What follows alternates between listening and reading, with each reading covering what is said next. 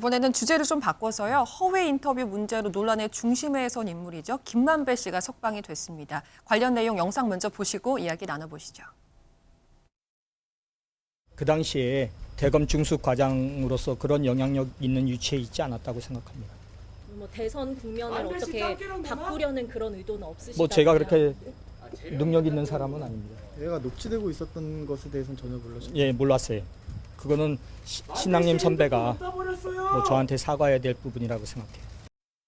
그분이 굉장히 언론인으로서도 뛰어난 분이고 그분의 평생 업적이라고 생각합니다. 그 책이 작품으로 치면은 그 정도 가치가 있다고 생각을 해서 저는 김만배하고도 공모한 것도 없고 뉴스타파도 하고도 공모한 게 없어요. 제가 볼 때는 또 이 자료의 중요성을 아는 분들이 봤을 때는 이거는 상상을 초월하는 가치다. 민주당 의원들이 2021년 10월에 30명 이상 조직적으로 대선 공작 면죄부 법안을 발의했습니다. 9월에 김만배와 신앙님의 대선 공작 인터뷰가 있다는 것을 민주당이 미리 알고 이걸 대선에서 마음껏 사용하기 위해서 허위 사실을 공표해도 처벌을 약하게 받는 의원직을 상실하지 않는 대선 공작 면죄부 법안을 발의했던 건데요. 결국 민주당이 조직적으로 이 뉴스타파의 대선 공작에 가담했다는 한해 정황 증거가 되는 것 같고요. 네, 김만배 씨가 취재진 앞에서 여러 이야기를 쏟아냈는데 하나씩 짚어보도록 하겠습니다. 일단 윤 대통령이 대검 중수부에 있을 당시에 부산저축은행 수사를 무마했다는 의혹에 대해서 윤 대통령이 당시 대검 중수과장으로서 그런 영향력 있는 위치에 있지 않았다고 생각한다. 이거는 본인이 기존에 얘기했던 것과 상반된 내용인데 왜 말을 바꿨다고 보세요? 최근에 이제 검찰 수사 또 이 분야에 맞춰서 이루어지지 않습니까? 아마 좀 뭐 잘 모르겠습니다. 김만배 씨가 왜 또 입장을 좀 달리하고 있는지는 모르겠는데 그런 수사와 본인의 추가 기소, 뭐 처벌에 대한 재판 앞으로 저 분야에 대한 걸 좀 미리 대비하는 측면에서 본인의 책임을 좀 회피하려는 거 아닌가 이런 생각은 좀 듭니다. 근데 저는 이 김만배 씨와 신앙님 씨의 그 72분 녹취 파일 그 다 공개가 됐잖아요, 전문이. 들어보셨습니까? 저 들어봤습니다. 들어보니까 이걸 그 여권에서 여당에서 희대의 대선 정치 공작이라고 했어요. 근데 전 들어보는 순간에 이걸 희대의 정치 공작이라고 할 수 있을까라는 생각은 들었습니다. 좀 전에 얘기한 것처럼 허위 인터뷰라는 건 저도 뭐 기자 생활 때 인터뷰를 많이 했습니다만 그건 인터뷰를 하는 분한테 미리 다 얘기를 하면서 인터뷰 진행하는 겁니다. 근데 거기 보면은 김만배 씨가 누나 전화도 받고 막내 전화도 받고 사적인 전화를 계속 받아요. 실제로 윤석열 대통령 당시 후보죠. 후보가 나오는 부분 한 3분 정도밖에 안 되더라고요. 대선 공작과 관련된 발언은 아예 없고 대장동이 뭔지를 주로 많이 설명하고 사적인 대화를 나누고 하는 부분들인데 그거를 놓고 희대의 대선 공작이라고 하면은 저는 잘 된 것 같아요. 차라리 이 전문이 공개되면서 예전에 바이든 날리면 때처럼 그때 그 대통령실 수석이 국민 여러분 모두 들어봐 달라고 했잖아요. 저도 이번에 국민들이 많이 이 녹취록을 들어봐 줬으면 좋겠습니다. 그러면 이게 정말로 그 대선의 후보에 영향을 주기 위해서 윤석열 후보가 국민의힘 후보가 되기 50일 전에 부산저축은행 부실수사 의혹 사건이 드러나기도 전에 조우영이가 누군지도 모를 때 박영수 전 특검이 변호인이었다는 것도 모두가 모를 때 두 사람이 만나가지고 영향을 미치기 위해서 짜고 했다. 물론 뭐 검찰이 밝히겠습니다만은 이 녹취록을 들어보면은 저는 잘 이해는 안 됩니다. 이걸 한미수 대변인한테 여쭤볼 건 아닙니다만 이제 다 전문 72분 녹취 파일을 다 들어보셨다고 하니까요. 거기 들어보면은 윤석열 당시 대검 중수 이과장이 커피를 타줬다는 얘기는 한 마디도 안 나오거든요. 예, 조우영이라고 하는 사람이 직원들이 타줬다고. 박모 검사라고 하는 수사 검사가 타준 거를 같이 마시지도 않고 그냥 앞에 그냥 타준 커피가 앞에 놓여 있고 그냥 그걸 어떻게 같이 마실 수 있었겠냐 이런 이제 김만배 씨의 반문도 나오는데 근데 왜 갑자기 그 당시에 일부 언론 보도는 마치 윤석열 당시 중수 이과장이 커피를 김만배에게 타준 것처럼 이렇게 보도가 됐을까? 저도 뭐 보도를 보고 난 다음에 알았기 때문에 그 과정은 모르겠으면 벌써 이제 그 녹취 파일은 그런 얘기 일체 없는데. 그러니까요. 관련된 그 종편에서 취재를 다 했고 뭐 자기들 취재에 따르면 이렇게 내도 된다 판단해서 냈다는 거 아니겠습니까? 그리고 이제 해당되는 기자는 거기에 대해서 또 반발을 하고 있는 그 반문을 하고 있는 상황이기 때문에 저 이번에 녹취록 보니까 그 직원들이 타줬고 먹지도 않고 나왔다 이런 내용들이 나오지 않습니까? 결국 사건의 본질이 좀 더 가까워졌다고 저는 봐요. 그러니까 이제는 좀 대통령께서 만약에 이걸 당시 후보로 확정은 안 됐지만 예. 이게 정말로 대선 전에 밝혀지는 바람에 피해를 받거나 억울하면 이걸 제대로 밝혔으면 좋겠어요. 저는. 그래서 지금 국회에도 올라가 있는 억울하다고는 표현하실 거 아닙니까? 예. 저렇게까지 나오면 그러면 대장동 특검으로 이 진실을 좀 밝히는 게 맞을 것 같아요. 그래서 정말로 2011년 부산저축은행 부실수사 의혹이 여전히 남아있지 않습니까?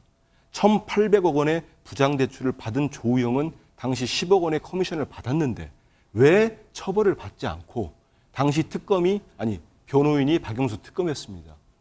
윤석열 대통령과 평소 가깝다고 하는 그런 과정들이 여전히 의혹으로 남아있는 거 아니겠습니까? 예. 그걸 밝히는 게 전 이번 녹취록이랄지 검찰이 저렇게까지 무슨 특별수사팀까지 만드는데 이번 기회에 좀 밝혔으면 좋겠어요.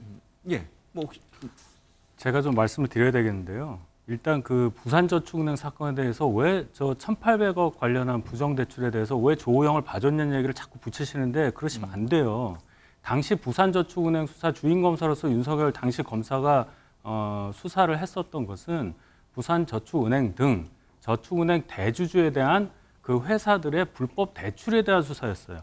특수목적법인을 만들어서 부동산 사업에 본인들 회사에 즉 계좌에다가 돈을 맡긴 그런 고객의 돈을 썼단 말이에요. 그 부정대출, 대주주에 대한 부정대출을 수사한 거였지 다른 얘기를 한 게 아닙니다. 근데 자꾸만 그거를 엮어서 부산저축은행에서 대장동 일당이 대출을 받았다는 하나만으로 부산저축은행 관련한 걸로 다 몰아 넣어요. 윤석열 대통령 그 사건을 수사한 게 아니거든요. 이거를 제가 대선 때부터 말씀을 드렸는데 자꾸 똑같은 말씀하시니까 다시 얘기하고요. 왜 그런 커피 안 타줬는데 그 얘기가 없는데 커피를 윤석열 당시 검사가 타줬다는 식으로 보도가 됐느냐. 남욱이라는 사람이 그런 진술을 했었어요. 나중에 그것을 번복을 하죠. 그 처음 진술한 것이 보도가 되면서 그 3월 6일 날 뉴스타파 보도 이전에 소문들이 그렇게 났고 일부 보도가 있었습니다. 그게 이제 회자되는 거고 제가 이 말씀을 또 하나 드려야 하는 것이 민주당이 배후라고 명시적으로 말씀드릴 근거는 하나도 없습니다. 이것은 어떠한 대선이라는 큰 예를 들어서 큰 정치적인 이벤트를 여론 조작을 통해서 결과를 뒤집을 수도 있는 그러한 심각한 사안에 대해서 여야 공히 맞서야 되는 것이 맞다고 봐야 되는데 민주당에서 이런 식으로 나오면은 정말로 민주당과 연관이 되는 게 아닌가라는 의심을 살 수밖에 없는 거예요.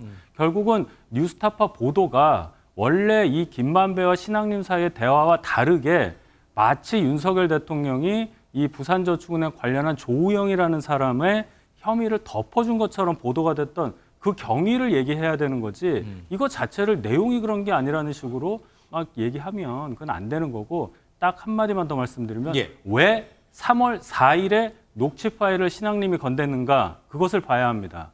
3월 4일이 바로 그 전날 3월 3일에 윤석열 후보와 안철수 후보의 단일화가 이루어져요. 예. 6개월 정도 묵혀뒀던 그 녹음 파일을 왜 갑자기 3월 4일에 생각이 나서 뉴스타파에다가 그것을 신앙님이 넘겼느냐. 이 사건의 그 시점을 생각해 보면 3월 3일과 3월 4일 그리고 3월 6일에 보도되는 그 과정을 우리는 유심히 봐야 한다. 이것은 합리적일 수밖에 없다고 저는 봅니다. 근데 이 김만배 씨와 그 신앙님 시간의 이런 사적 대화라고 이제 김만배 씨는 주장합니다만은 예, 그런 대화가 이루어지고 그게 이제 녹음이 됐던 그 시기는 윤석열 대통령이 당시 여당의 대선 후보로 확정되기 전이잖아요. 훨씬 전, 한 50일 전인가요? 네. 예. 훨씬 전의 얘기인데 그때부터 이미 윤석열 쪽으로 이 화제를 전환시키기 위해서 김만배하고 신앙님이 조작을 했다? 그것도 쉽게 납득이 안 되는 부분 중에 하나거든요. 그건 어떻게 해석을 하고? 유력 후보였잖아요. 유력 후보. 예, 입당할 수도 있고 그럼요. 대선 아니, 후보가 될 수도 대선 있다. 후보가 된다면 가장 유력하게 이미 그때 언론 지지율이라든가 여러 가지 분위기가 다 있었고 그렇게 됐을 경우에 만약 이재명 대표 그러니까 민주당에 누가 대선 후보가 되더라도 가장 강력한 후보였고 더더군다나 말하자면은 지금 그럼 그때 김만배 씨랑 신앙님 씨는 윤석열 당시 검찰총장이 여당의 유력한 대선 후보가 될 수 있을 걸로 확신하고 그런 사적 대화를 했다. 사적 대화를 했고 제한 보도를 보니까 2021년 3월이죠. 그러니까 예. 한참 이게 대장동 사건이 불거지기도 6개월 전에 예. 이미 김만배 씨가 신앙민 씨한테 이런 얘기를 했다고 합니다. 그 어느 언론 관련한 재단 이사장 자리 줄 테니까 받겠냐니까 좋다고 얘기했다고 제3자 전원을 통해서 얘기해요. 예. 그러니까 두 사람이 갑자기 15년, 16년 만에 연락해서 만난 것처럼 얘기하는데 실제 그렇지 않고 굉장히 끊임없는 교류를 통해서 실제 그해 2021년 여름에 대장동 사건이 불거지기도 전에 이미 화천대유를 가서 명함을 줬다고 하는데 또 본인은 유령이 갔다고 주장해요. 예. 그러니까 사실 이 두 사람의 진술이 워낙 지금 배치가 되고 사실관계에 부합하지 않는 게 너무 많아서 이 두 사람의 말을 신뢰할 수가 없어요. 그래서 지금 보면 또 김만배 씨도 근데 뭐 내가 언제 윤석열 대통령, 윤석열 검사가 관여했다고 했느냐라고 또 반발 빼요. 그러니까 서로가 서로에게 지금 책임을 미루고 있는 과정이죠. 좀 전에 윤 대변인 잘 얘기했습니다만은 3월 3일, 3월 4일, 3월 6일. 왜 3월 6일일까? 대선 3일 전이잖아요. 여권의 반박이 안 먹히지. 당시 야권이지만 그 현재 윤석열 대통령 측에 반박이 안 먹힐 수도 있었어요. 그러면 3일 동안 대장동과 남 무관하다는 그렇죠. 반박이 안 안 먹힐 먹힐 수도 있죠. 때였다. 왜냐하면 부재자 투표도 이미 끝난 상황이고. 그래서 여러 가지를 종합해 보면은 이 시기는 매우 정말 우리가 보기에 공론장의 여론과 그다음에 국민의 여론마저 국민의 어떤 투표 표심마저도 왜곡할 수 있는 그런 중대한 사안이기 때문에 저는 이것은 여야가 전체 따지지 말고 이렇게 지난번 우리가 드루킹 사건에 대한 교훈도 있지 않습니까? 그러니까 이런 것들이 재발되지 않도록 정치권이 이게 유불리를 따지지 말고 이 점에 대해서는 엄격한 수사와 재발 방지 그런 제도를 만들어내는 게 저는 중요하다고 봅니다. 네. 장해찬 최고위원이 이런 주장도 했거든요. 해당 허위 인터뷰가 공개된 이후에 민주당이 이 인터뷰의 존재를 알고 대선 공작 면제부법 발의했다. 이런 주장을 하고 있는데 여기에 대해서는 어떻게 생각하세요? 글쎄요. 그 당시에 31명인가요? 두 분이 소위 저희 선거법을 갖다가 개정을 해서 원래는 허위사실 공표가 500만 원부터 시작해서 3천만 원까지 이렇게 양형 기준이 돼 있는 거를 상향은 5천만 원으로 하고 하향이 없는 걸로 이렇게 이제 바꾼 거 이거를 가지고 사전 공작의 증거다 이렇게 얘기를 했는데 사실 그 주장이 그렇게 먹히지가 않는 게 그렇다면 실제로 그렇게 공작을 했다면 다수당인 민주당이 그 법을 통과시켰어야 됩니다. 근데 통과 안 됐거든요. 그럼 민주당이 조직적으로 그러면은 그런 사전 공작을 안 했다라고 하는 또 반증이 돼 버려요. 좀 그런 측에서 그런 점에서 어제 그 주장이 그렇게 설득력 있지는 않았다. 그리고 아까 이제 윤석 대변인께서 민주당의 공작이라고 얘기하지 않는다라고 그러셨는데 지금 국민의힘의 그 분위기를 보면 아까 장해찬 최고 얘기도 하셨지만 당대표도 그렇고 민주당이 마치 이제 이재명 캠프와 이렇게 한 몸인 것처럼 이렇게 주장을 하거든요. 앞서서 얘기했던 김만배 신앙님 이 인터뷰와 보도 과정, 이 과정에 분명히 저는 의혹이 있다고 생각해요. 1억 6천이라고 하는 돈이 갈 수가 없습니다. 그리고 내용도 부적절한 내용이 있어요. 그런데 이것과 민주당이 연계했다라고 하는 공작은 전혀 상관없는 얘기거든요. 만약에 정말로 이게 선거에 영향을 미칠 목적으로 민주당과 거래를 했거나 그런 것이 있다면 지금 김기현 대표가 얘기하는 것처럼 국가방역사형감 거기에 맞춰서 조사해야 된다고 봐요. 근데 이것뿐만이 아니죠. 지난 대선 때 그런 게 한두 개였습니까? 이재명 대표 조폭 연루설, 조폭이 돈더미 쌓아놓고 사진한 거. 그때 김기현 대표가 뭐라고 그랬습니까? 당시 원내대표였는데 이거 거의 사실인 것 같다. 이거 검찰 수사해라 그랬었어요. 그러면은 이것도 국가반역사형감이니까 조사해야 됩니다. 또 당시에 그 소위 지금 윤석열 당시 이제 후보가 당시 전에 고발사주 사건이 의혹이 있었어요. 고발사주도 총선을 앞두고 선거에 영향을 미칠 수 있는 그런 사안이거든요. 자, 이러면 모든 선거에 미칠 수 있는 모든 사안들을 지금 여당 대표나 또 지금 여권에서 얘기하는 것처럼 국가반역 사형감이니 이런 식으로 공세를 할 거냐라는 거예요. 좀 그런 점에서 김만배 신앙님 인터뷰의 문제점을 지적하고 그 부분에 대해서 사실관계를 밝히는 거 중요하다. 그렇지만 이것을 가지고 어떤 반전의 프레임으로 쓰고 또 정치를 희화화시키고 상대에 대한 너무 뭐랄까요? 도를 넘는 공격을 하는 것은 그건 좀 너무 지나친 거 아닌가라는 생각이 든다는 거죠. 제가 30초만 얘기할게요.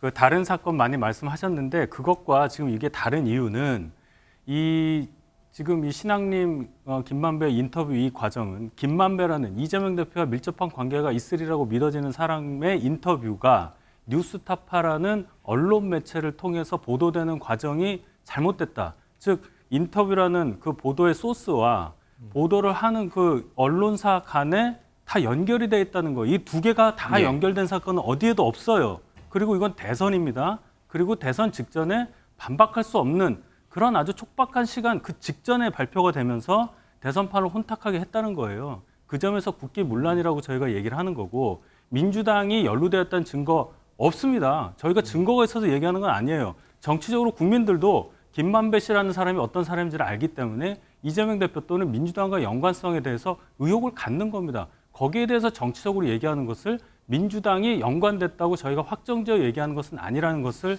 확실하게 말씀드립니다. 그 김만배 씨가 만약에 정말 이재명 지금 대표죠.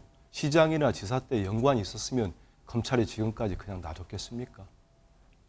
구속이 한참 돼 있던 분인데 분명히 뭔가를 만들어냈겠죠. 그건 전혀 아니기 때문에 말씀드리고 저는 장해찬 최고위원이 지금 현역 의원이 아닌 걸로 알고 있는데 면책 특권이 없을 겁니다.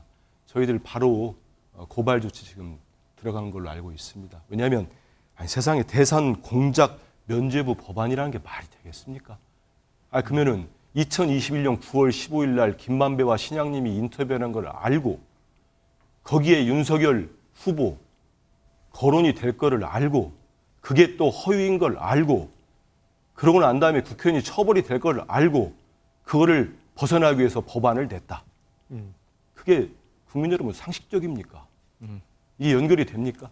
저희들이 어제 미리 이분이 또 예고까지 했어요. 장해찬 최고가. 저희 당에서 아침부터 좀 대비를 했습니다. 뭘 대비하신지 아십니까? 나오는 순간 바로 법적 조치 들어가겠다. 왜냐? 저희들이 좀 스크린을 했습니다. 이미. 김만배 신앙님 인터뷰 과정이나 이런 일련의 지금 여권에서 국가 반역 사형감이라고 국기문란으로 하는 거하고 민주당하고 전혀 관련 없습니다. 그 억지로 연결시키고 하면은 또다시 이렇게 나오니까 국민들께서 아니 수사 결과도 없잖아요. 시작도 하기 전에 대통령실, 여당, 방통위원장 일제히 언론을 원 스트라이크 아웃제 그 폐간시킨다고 하면은 뉴스타파 말고 많은 보수 매체 폐간될 가능성이 있습니다. 좀 전에 말씀도 나왔지만은 그런 가짜뉴스 많았잖아요. 가짜뉴스 말씀하시니까 정말로 가짜뉴스 없어져야 됩니다. 정치판에서 사라지고 정치뿐만 아니고 우리 사회 전체적으로 기업도 그렇고 민간도 그렇고 없어져야 돼요. 그때 2021년도에 가짜뉴스 왜곡보도 근절을 위해서 언론중재법 강화하는 법안을 저희가 냈어요. 그때 국민의힘이 정말 극렬하게 반대해서 통과가 안 됐습니다. 그러면 이번에 그런 것들도 국회 차원에서 논의가 좀 됐으면 좋겠습니다. 이철규 이제 사무총장은 또 당시 부산저축은행 이 사건이 벌어졌을 당시에 이제 청와대 민정수석이 문재인 전 대통령이어서 그 책임론까지 좀 제기하고 있는데 이게 쉽게 이게 정리가 될 것 같지는 않아요. 양측의 이제 공방이 계속 이어지니까 조금 더 사태 지켜보도록 하겠습니다.